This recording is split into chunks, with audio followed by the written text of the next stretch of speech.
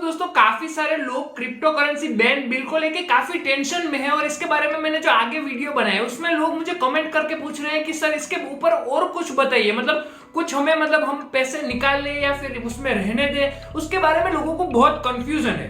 तो दोस्तों आज के वीडियो में हम ये सारा कंफ्यूजन क्लियर कर देने वाले हैं, आपको भी कोई टेंशन लेने की जरूरत नहीं है। यहाँ पे जो ये पार्लियामेंट का सेशन बंद था वो 13 फरवरी को खत्म हो गया है। 13 फरवरी तक पार्लियामेंट में कोई भी बिल इंट्रोड्यूस नहीं किया गया है और अभी जो दूसरा सेशन चालू होगा वो 8 मार्च से स्टार्ट होगा। तो दोस्तों अब हम यहाँ पे ये समझ सकते हैं कि अगर कोई बिल प्रपोज किया जाएगा तो वो भी 8 मार्च के बाद ही प्रपोज किया जाएगा। तो दोस्तों यहाँ पे एक अच्छी न्यूज है हमारे लिए, सबके लिए एक अच्छी न्यूज है, काफी बेहतरीन न्यूज है। तो ये वीडियो आप पूरा देखते रहिए और यहाँ पे मैं आपको बताने वाला हूँ। तो दोस्तों ये वीडियो स्टार्ट करने से पहले मैं यहाँ पे बता देना चाहता हूँ कि हमारे YouTube channel take with Keyur पे आपको हर वीडियो देखने पे Amazon पे के कूपन्स मिल जाते हैं। इसका मतलब ये है कि आपको यहाँ पे नीचे Amazon पे के कूपन्स मिलेंगे, वो डायरेक्टली आप Amazon पे में जाकर उनको रिडीम कर सकते हो। Hey guys, I am Keyur, you are watching tech with Keyur YouTube channel. चलिए दोस्तों आज का वीडियो शुरू करते हैं।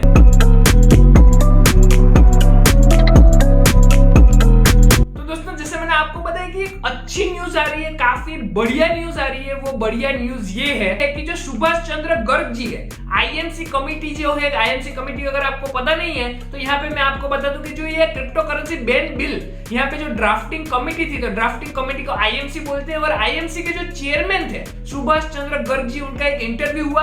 उसके इंटरव्यू में उन्होंने एक चीज क्लियर की है। तो उसके जो इंटरव्यू हुआ था उसमें उन्होंने क्या बताया वो यहाँ पे मैं बताना चाहता हूँ। तो उन्होंने ये बताया कि स्टार्टिंग में जब क्रिप्टो करेंसी लॉन्च हुई थी, क्रिप्टो करेंसी जब इनिशियल फेज में था, तो उस टाइम पे क्रिप्टो करेंसी का यूज होता था ट्रांजैक्शंस करने के लिए, मतलब कुछ खरीदी करने के लिए, और ऐसे यूज होता था। वहां पे स्टार्टिंग में आया था बिटकॉइन, लेकिन दोस्तों उसके बाद धीरे धीरे यहाँ पे जो ट्रांजैक्शन है वो ट्रांजैक्शन क्रिप्टो करेंसी का यूज होके कम होता गया और यहाँ पे जो एसेट है, मतलब यहाँ पे आप क्रिप्टो करेंसी में अपने पैसे को इन्वेस्ट करते हो, तो वो चीज यहाँ पे ज्यादा बढ़ गई और ये जो ट्रांजैक्शन थे वो कम हो गए।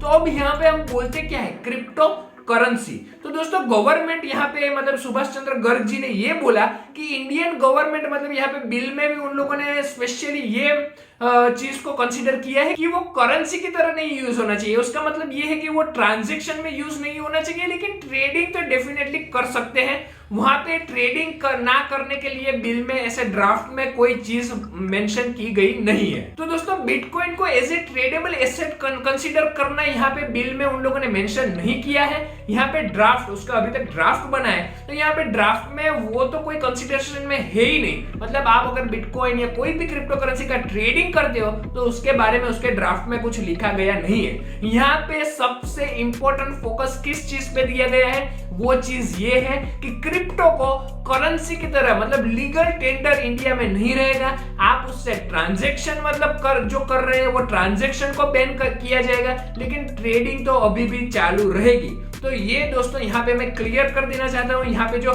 सुभाष चंद्र गर्ग जी है, उनका जो इंटरव्यू में बोला था वो आप सर्च कर सकते हो। यहाँ पे मैं नहीं डाल रहा हूँ क्योंकि मुझे कॉपीराइट शायद आ सकता है, तो वो मैं यहाँ पे नहीं डाल रहा हूँ, लेकिन आप YouTube पे सर्च कर सकते हो तो वो भी वीडियो आपको मिल जाएगा। तो दोस्तों यहाँ पे सुभाष चंद्र गर्ग जी का जो स्टेटमेंट आया है उससे हम ये बोल सकते हैं कि गवर्नमेंट जो है वो क्रिप्टो करेंसी या बिटकॉइन है उसका जो ट्रांजेक्शन होते हैं उस पे बैन लगाने की सोचेगा, लेकिन यहाँ पे जो ट्रेडिंग होती है उस पे कोई बैन नहीं लगाए। मतलब एसेट आप अगर रखते हो, इन्वेस्टमेंट करते हो तो बैन लगाया नहीं जाएगा। ऐसे बहुत सारे ज्यादा चांसेस है।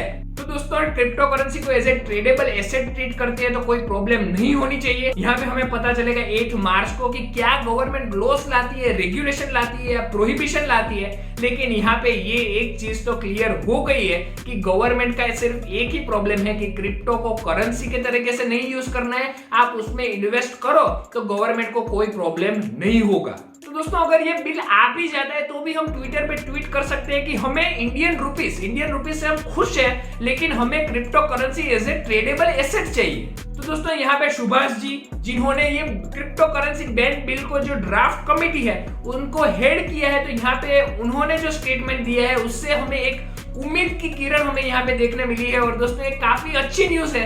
तो दोस्तों आई होप ऐसा कुछ हमें टेंशन लेने की बात नहीं है। 8 मार्च के बाद भी जो बिल आएगा, अगर बिल आता भी है तो भी हमें टेंशन लेने की जरूरत नहीं है, क्योंकि वो सिर्फ करेंसी को बैन करने के लिए बिल आएगा।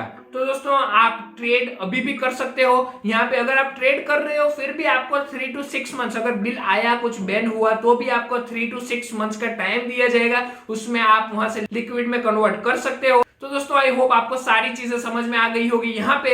और अगर कोई भी क्वेश्चन है तो आप मुझे डेफिनेटली कमेंट सेक्शन में बता दीजिए। मुझे डायरेक्टली डीएम करना चाहते हो तो इंस्टाग्राम पे डीएम कर सकते हो। इंस्टाग्राम पे मुझे फॉलो भी जरूर करिए। और दोस्तों चलिए इसी के साथ आज का वीडियो खत्म करते हैं। नेक्स्ट वीडियो में मिलते हैं। Stay safe, stay healthy. Thank you.